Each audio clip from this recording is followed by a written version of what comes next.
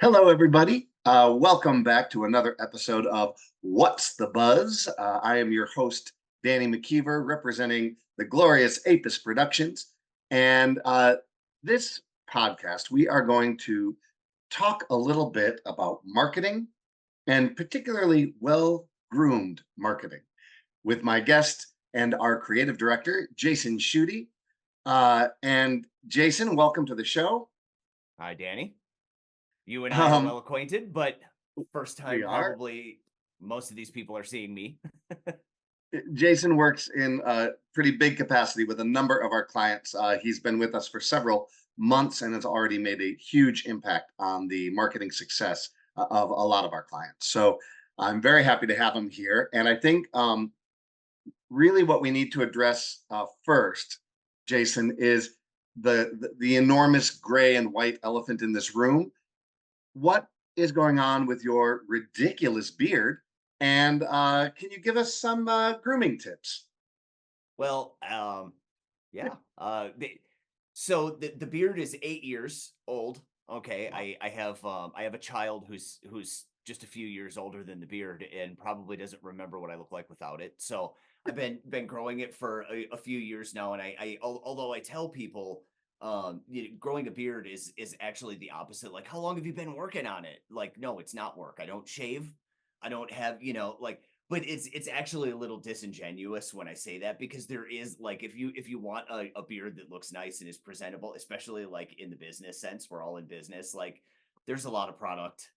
There's a lot of, like, you have to comb it and wash it. And so some tips, and I actually brought some fun things to show off. The Well, first tip. excellent. Let's get to those. But I would like to know, where do you and your beard live right now? Ooh. Where are you? My beard and I live in California. We live in a tiny little town called Tehachapi on top of a mountain, about 2 hours outside of Los Angeles. A mountain. That's a good place for a beard. It is. And so I'm sorry. Please get in. Let's talk about how do you care for this magnificent beast on your face? Well, step one, scissors. You Not and trimmers. I did do not take a trimmers to the beard. Okay. So the recommended way to trim the beard is really when you get out of the shower to just clip some of the outliers, anything that looks like it's flying away crazy. So you're always keeping it down to a minimal amount that you're cutting away. But the real key to the scissors, and this is what people don't think about, is your beard grows and you want your beard to grow very, very long. But what if your mustache grew as long as your beard grew? Right? So Yes. trimming the mustache on a regular basis is really a key element of having a well-groomed, presentable beard, because, like, it's in your mouth. It's like the hidden secret that guys with beards don't tell you about, is that the mustache is the downfall of the beard. So it It's really all starts with having a good quality trimmers and okay. or scissors, So and just taking a little bit off the ZZ top just a little bit, and the just a ZZ little bit bottom. off the ZZ top. It So, speaking of, well, okay, since you brought up mustaches, and we have to ask this question then, oil or wax? Both, actually. Oh, So, and this is something that it's largely a matter of personal preference, right? But to me, different circumstances call for a different kind of product. When I'm going out, like, I live in California, it's windy often. We go to the beach, and it's like, if you don't want to look like Gandalf crossing the bridge, right? And, like, it's all over the place. A right. little bit of wax will help keep it in place, right? But thin layer just kind of rubbed on, where if you're going in and you really you want it to have that sheen and that shine and really look, that's when the oils are a little bit more appropriate, but the oils won't help you with any hold.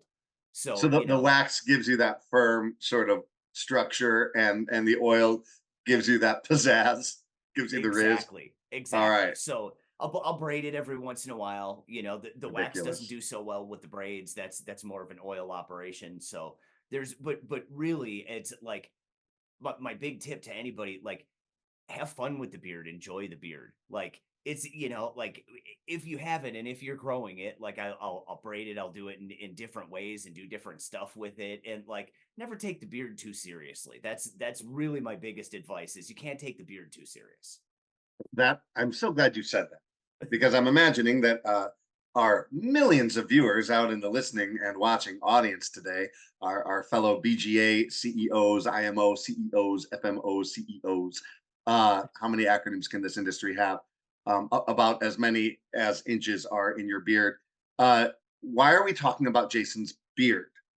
Besides the fact that it's absolutely outrageous, and sometimes somehow he manages to be very professional while sporting this Santa Clausian beard.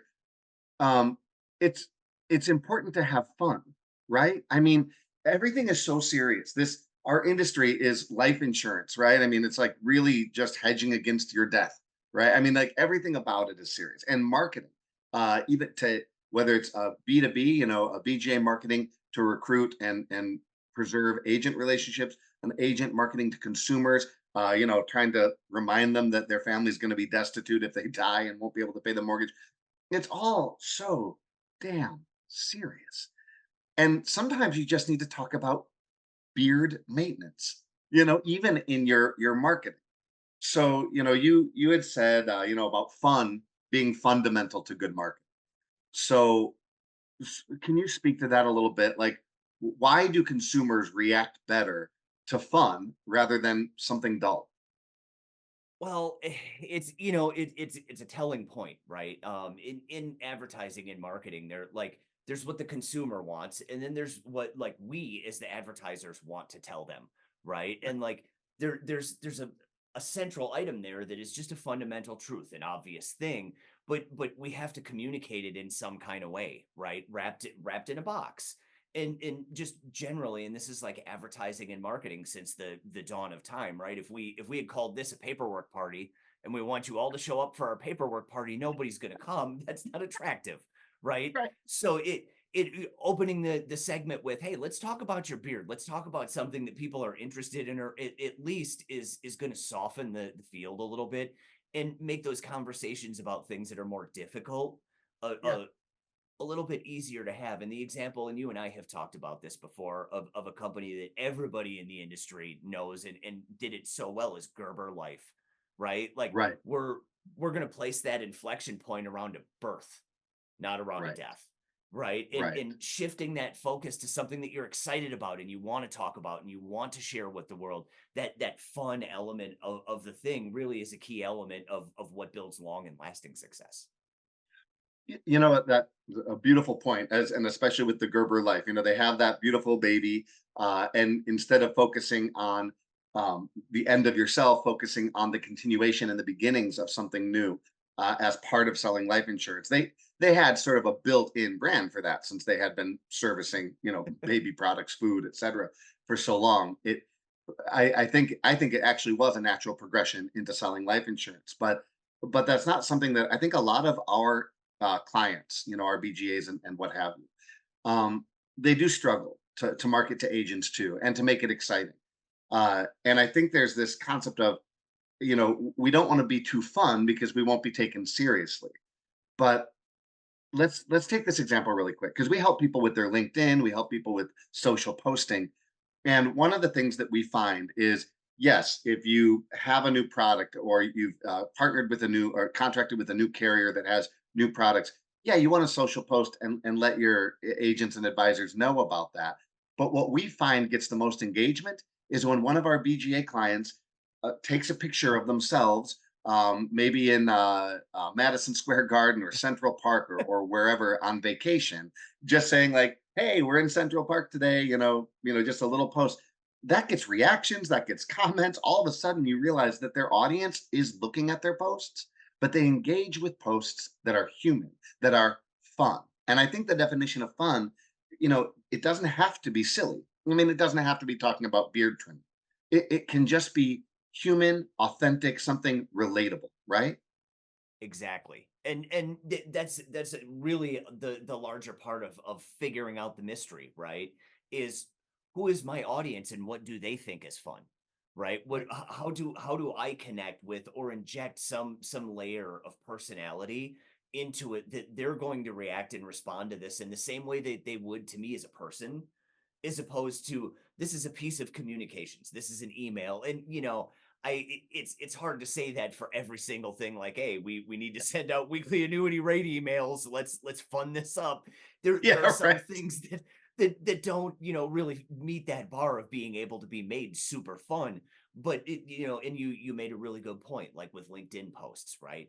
Right, Finding out that your audience is engaged. Well, the way right, that you get them engaged is by making sure that a certain part of your marketing mix or a certain part of what you put out there is fun, because that's what keeps right. them coming back. They're, like, hey, maybe I'm not going to get excited about the annuity rates on a weekly basis, but you do send out enough stuff that makes me excited that I've tuned in and I've got an ear to what you're saying and what you're doing.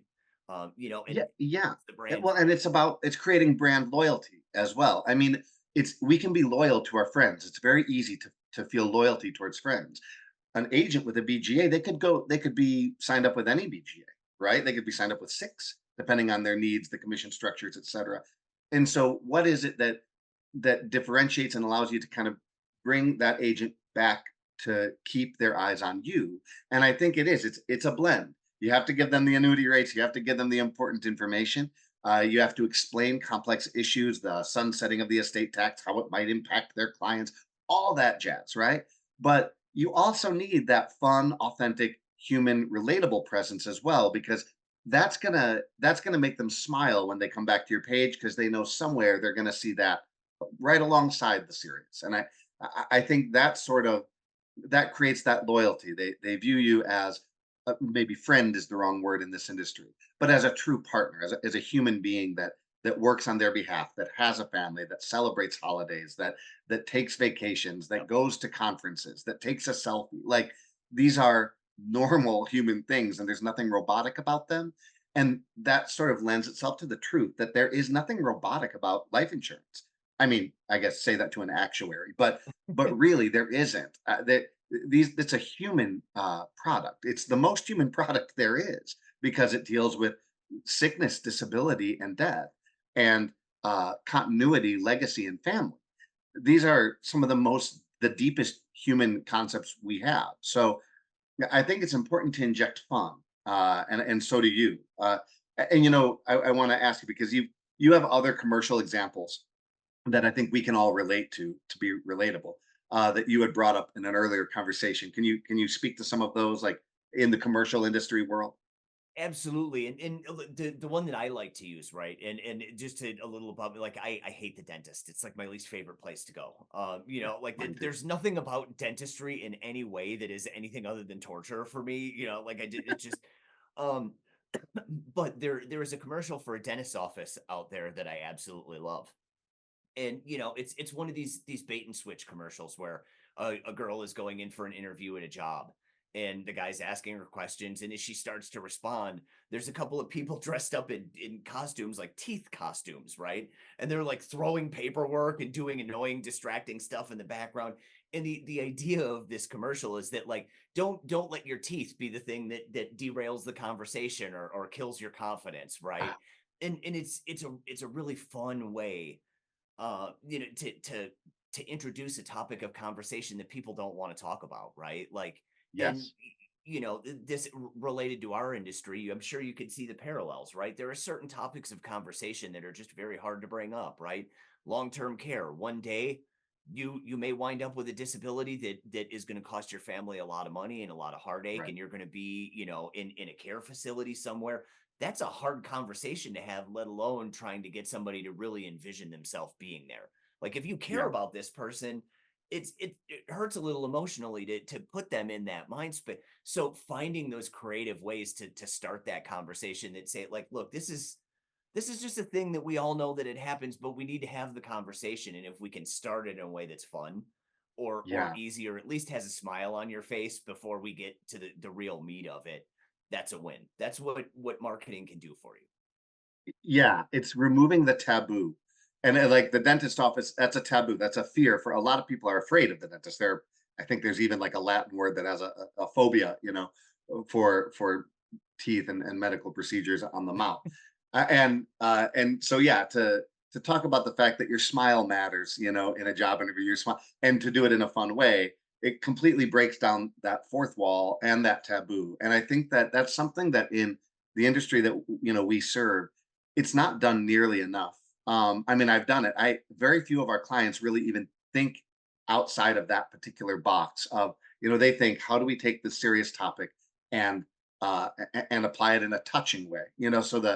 So we're left with phrases like insurance brings you peace of mind. Well, I'm sorry, but I think we're all tired of that phrase. Yes, it does. And you can get to the fact that it brings you peace of mind. But maybe injecting a little humor, a little lighthearted, a little tongue in cheek could be far more effective because if we are afraid to sell it, if our limit is the taboo, then certainly the consumer's limits, the agent's limits will be the taboo. And we shouldn't be afraid to talk about this because, to your point, everybody knows. Everybody's had a grandparent or a parent, in my case, that required some serious long-term care that suffered from dementia. Everybody's known somebody who's passed away a little too young with some kids who hadn't yet gone off to college. We It's part of life, and so it's not really a taboo. It could be a uniting factor, a uniting message, and Absolutely. so we're allowed to have more fun with it. We're allowed to inject more humanity into it, and be and not be so technical about it all. Sure, it's about protecting assets, but it's also about legacy, and that legacy is super deep. So, and somebody's smart when they say super deep. Sorry, everybody, but legacy is a very deep concept, and I think that we could absolutely inject more conversational, colloquial fun into our marketing efforts. So that brings us to the value of personality, right? Can you speak to that? Because you have said that your brand is the collective personality of your team, of your services. So can you speak to personality a little bit in marketing? Absolutely, and yeah, I mean, there's great examples of this all around, even in our industry, right?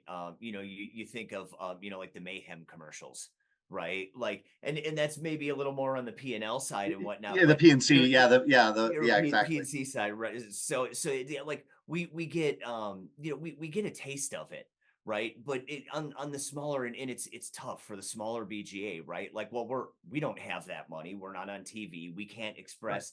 But I think that there's like that defeatist attitude that, like, well, that's not us because we're not. You can really still be that, and there are some great examples out there. I won't call anybody out, but it's really about thinking who is our team, who is our audience, who do we serve, right? And Right. and there are usually very compelling answers to those questions. We work with people who are in these age ranges, or we work specifically with these kinds of products, and these kinds of products serve, right? And like, whether it's high net worth clients, or whether it's just like the average family, across Yeah. middle America, that is your there is a brand personality and a feel that's going to connect with that customer and make them feel about your brand the way that you want them to feel. It's about recognition of the true thing. And you and I spend so much time talking about authenticity, Yeah. and that's the internal. And to maybe reach back to something you were talking about earlier,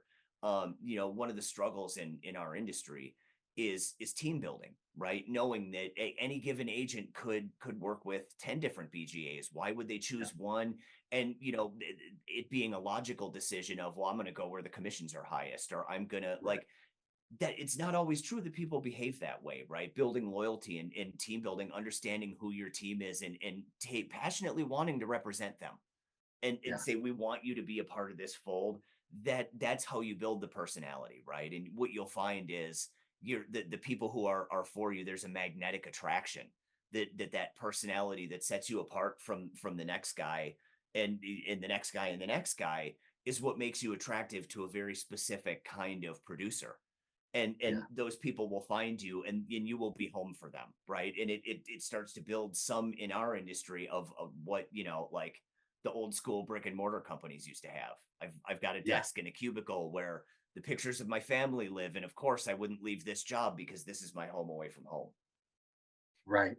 And that's God, that's so true because I feel like, especially in our industry, because all of our clients can, whenever I ask the question, when we're onboarding a new client, when we're redesigning a website for an existing client, I always ask them, how's business, right?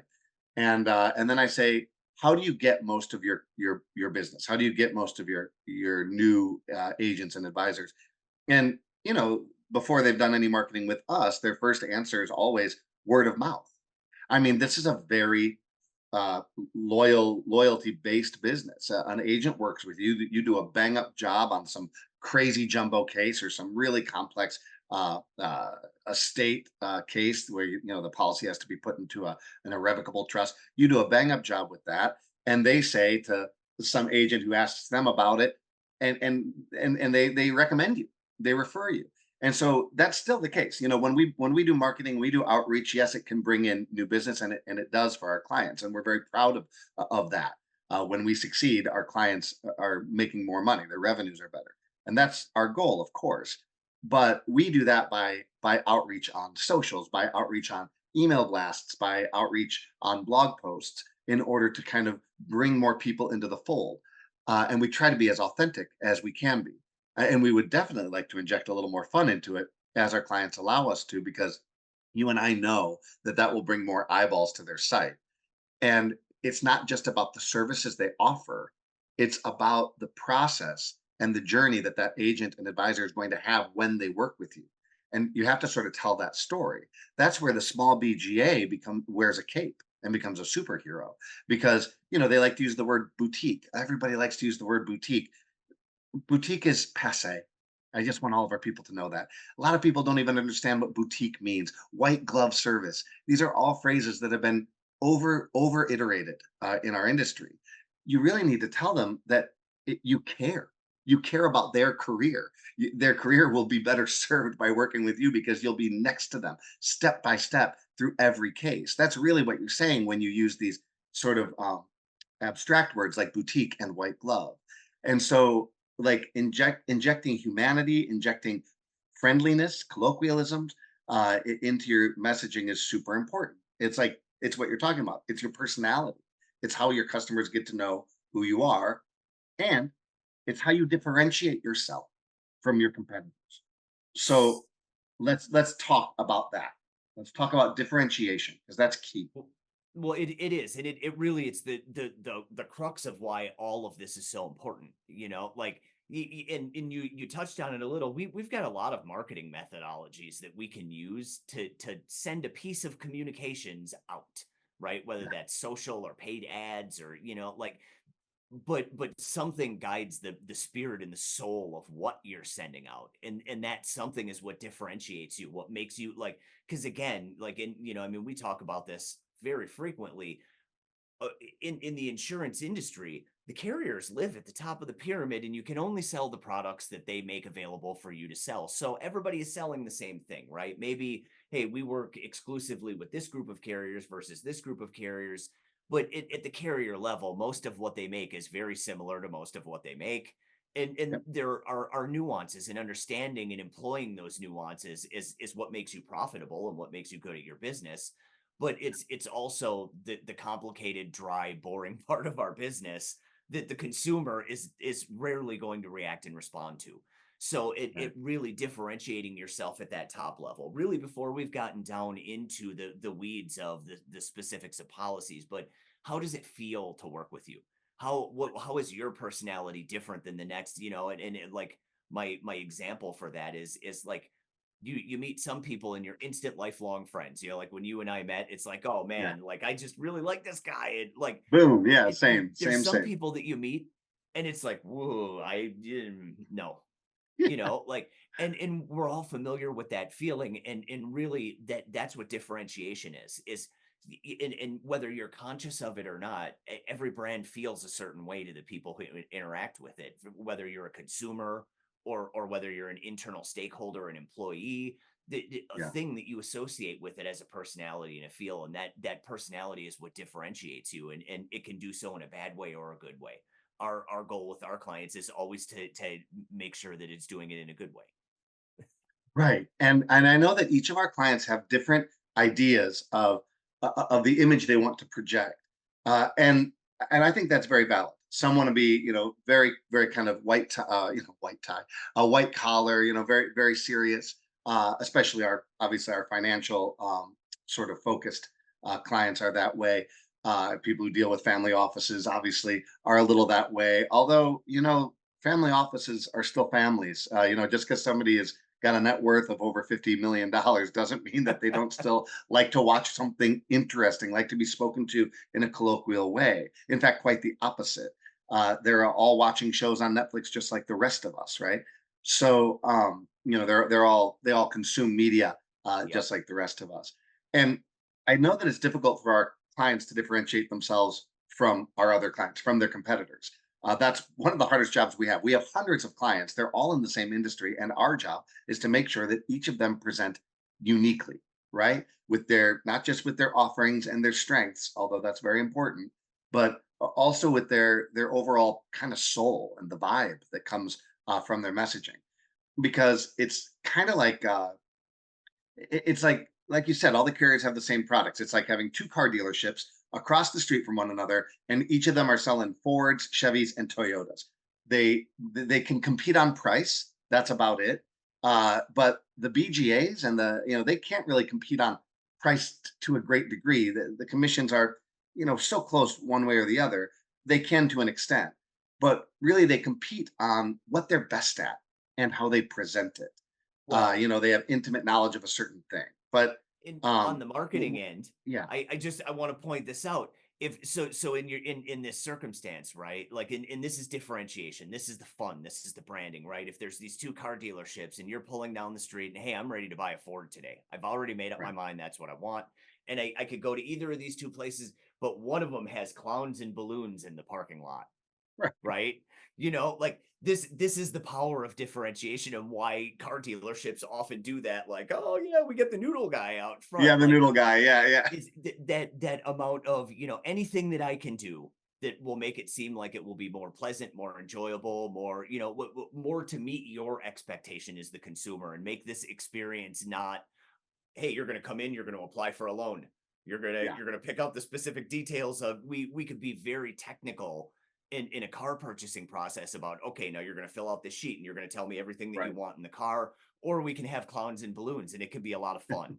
Consumers Unless, generally although prefer you will turn off everybody who is afraid of clowns. But yes, outside yes. outside of that, I agree with you. It's like, and it'll also grab your attention first, and I think that matters too. Um, so so with our clients, I know that uh, the world has changed. The reality is, the reason our industry, from a marketing perspective, has been stuck where it's at for so long is because of the generation they serve. Well, that generation is much older now, and even they have adopted more modern marketing desires and needs as consumers. The next generation is still going to need life insurance. They're having babies now, and they're watching TikTok. They're scrolling through Instagram for 45 minutes every day. They're on Twitter, and they're consuming media in a totally different way. And we're going to have to sell them life insurance too. They're also on LinkedIn when they're professionals. And so even your agents, there's a lot of older agents and advisors right now, but there are newer agents that have been coming in and they get spoken to differently and are accustomed to a different approach, a friendlier, more transparent, very honest approach. That's what they want. So I think it's important that we make that shift. And it's also important that we speak to our existing customer base. So a lot of our BGAs have a ton of agents that have done work with them. They'll have like lists, and we've seen these lists because we manage them. But they'll have these lists of maybe 2,000 agents, that have done business with them over the years. But when we ask them how many are doing business with you this year, maybe the number is like 200, right? Or varying degrees of that. And and so it's important to maintain the people who have ever done business with you, they didn't leave because they didn't like you. That's highly unlikely. But they Yeah. just sort of moved on, You didn't keep their interest. So we've got these emails on these lists. So I just want to talk because I know it's important to the people who do watch this podcast. You are really good at email campaigns and email campaign strategy. You're awesome at them. So, in your opinion, when we want to like retain or reinvigorate a list that has once worked with us, what are the secrets to a successful email campaign? Well, the biggest secret, and it's not even really a secret, but these people already know you. These are, like So leaning into what you know about them, right?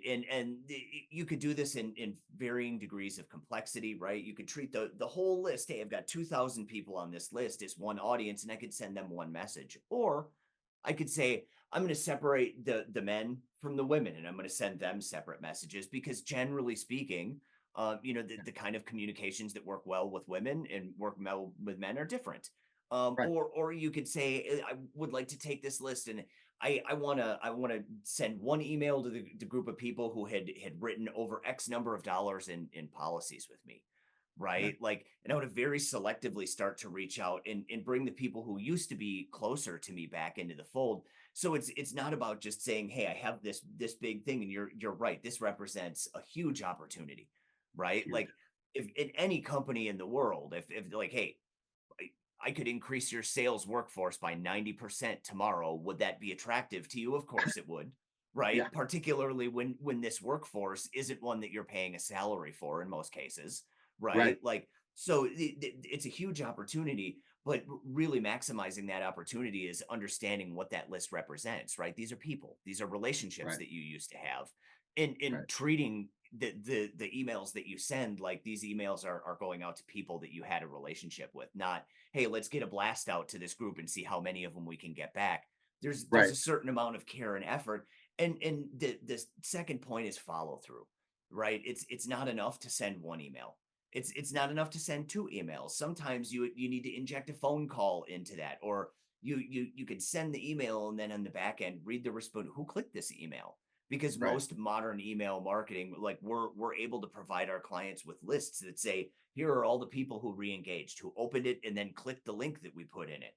We know that these are people who want to hear from you. Maybe reach out and make a personal phone call, or do something that's authentic, and like how can we serve you today? Because again, it's at the BGA level. That's what our job is, right? Our clients Yeah. serve their agents in a wide variety of ways, and reminding them that hey, we're here to serve you on a human level, and not allowing it to become programmatic. Hey, it's just another Right. checkbox that we're trying to get through, because in any given day, like we talked about earlier, there are annuity rate emails that need to go out and monthly newsletters that need to go out, and like that, making sure that you're not overscoping the amount of emails that you're sending out. Like if you're going to do it, it's worth doing it well. Right. Is really the third key point. Right. Because you don't want, yeah, you don't want to exhaust a list of any of your lists, that you're emailing out to. You don't want to over email because people, I mean, we all know because we all have more than one inbox these days, and all those inboxes are just crammed with information that we don't bother opening because it's not immediately pertinent to the thing we're doing that day. What's interesting is as you were talking about that, it occurred to me that something in our industry that the BGAs and the IMOs, something that they ask the agents and advisors to do regularly with their consumer clients is a policy review. Sit down with your client who's got an insurance policy, review with the client where they're at in their life, see if that policy still makes sense or if maybe it should be switched over to a policy that better protects their family given where they're at today. And what's interesting is our BJs are really good at saying this. I mean, they've had me write endless blog posts and endless things about trying to get agents to do policy review because it often uncovers new business opportunity. And in a sense, maintaining, getting back to the list of people that have done business with you in the past, but really haven't done much with you recently. It can't be a what have you done for me lately? It has to be treated like a policy review, only from the business, the CEO's perspective. They have to, like you said, with care, go through that list, segment that list into kind of reasonable segments, like reasonable buckets. Whether it's like, you suggested, by gender, if you know their age, if it's certain companies they work for, but take the time to look at the list critically and deliberately, and then craft the email, which of course we'll be more than happy to help you with. We do this; it's part of our bread and butter.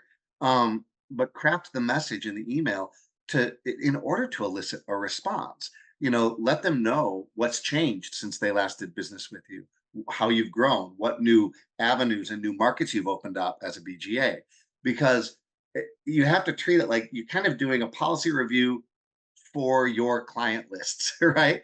And and I don't think our CEOs and their companies do that nearly often enough. And we can do that for them, in conjunction, in collaboration with them, of course, and we do. And I feel like the people who have utilized us for that, where we've had eyes on that process, have seen success. So to me, it's the low hanging fruit. It's somebody you already sold. So you should always start there because it's literally the fruit you're picking up off the ground, and putting it back in the basket. So yeah, definitely, I think email campaigns are really important, and I would like our clients to focus a little more on those. Obviously, socials, very important, great way to differentiate yourself. Um, but I know we kind of have to wrap this up pretty soon. But if you had one, piece of advice over all others that involves having more fun in your marketing, but also speaks to the type of the marketing that APIS does for our clients, that works. When we find something where the iron is hot, uh, what would that advice be, or what take would you have on that? That's a tough one because there's a lot, like I don't know that any one thing stands out higher in my mind than Okay. anything, but really the one that I always come back to and I probably say the most frequently is like just keep it simple, right? Everybody like where we talk about platitudes like that one really is a good one, like some things may have worn out, but in terms of marketing, simple things generally work best. And it's hard to stay fun when you've got so many things piled on top of you, or you've so overscoped things to say like I want to do this and I want to do this and I want to do this and I want to do this, because if you think of attention like it's a battery and you've got 100% battery, and I can give so much to this and so much to this, right? Like we can incrementally grind ourselves down to where it's very difficult to have fun working on something that I only have 30 minutes to get it done and out the door because I have to move on to the next thing, right? Like Right. scoping your activities and keeping things simple, achievable, and scopable. Where, when you talk about this email campaign, let's really think about that. Let's take the time to do that and not overthink it, not say, yes, we want to break this list into 15 different segments and send 15 different emails. That's great for some organizations that are very large and have been doing this for many years, but like take baby steps when you start. Keep it simple and look at the results. Review how this is Right. working for you, and make smart decisions based on those results. That like we don't sell a guarantee in our business. We talk about that Right. very often. We're smart people who have been doing this for many years, but Right. it's really all about the data. And any provider who doesn't want to show you the data or tell you the data is probably hiding something from you. So, Drop them like like a hot potato. Yeah, if they're not ex- willing to show you what's actually going on, they are a bad no. vendor. And That's a bad vendor. again, being We too encounter it busy, all the time, being you too know? busy is something that makes it really hard to stop and look at the data, right? Like take some time Right. to stop and smell the data. Yeah, and you know what? We're here to help you. I mean, yes, we build websites. Yes, we do marketing. Yes, we're beginning to do AI chatbots and all the rest. But at our core, we're really a consultative agency, and with people who understand the industry because they have done work for all of your competitors and you. And so I think that it can be overwhelming, like you said, and I think it's really important to enjoy the journey and enjoy the effort as much as the result. And if you can enjoy the effort, and if you can't, let us help you, because then you'll enjoy it more. Because I'm not just Because trying to we sell us. I'm enjoy just it. saying we do, and we genuinely enjoy it. We're proud of our work. We do our very best, and it's really hard to do alone. It's really overwhelming because people have agents to manage, and new products to memorize and learn, and illustrations to run. It's very hard to have a marketing department, and to also learn enough about marketing, when your expertise is somewhere else. So I think, in the same way that financial advisors lean on BGAs in order to sell insurance life products because they don't have time to learn about life, they're too busy learning about other forms of asset protection. Um, I want our clients to know they can lean on us for marketing consultation and assistance, because we're in it to win it with all of them. And we can help each of them succeed. There's a lot of room for growth for all of our clients. Absolutely. Jason Schutte and his magnificent beard. I would like to thank you so much for coming on and sharing your expertise. Of course, we're going to have Jason back on the program. We'll talk about other topics, other marketing related. We can get into some weeds. Feel free to email in or write in comments any questions you have that you would like us answered, and we'll respond to them personally. So we look forward to seeing all of you on the next podcast. Thanks for watching this episode of What's the Buzz with Jason Schutte and Danny McKeever. Thank you, Peps Bustamante, for uh, commandeering the podcast. And from Production Apis services. Productions, yes, production services. And from Apis Productions to all of you, love you, good luck, have a great business, and let us know how we can help. Take care.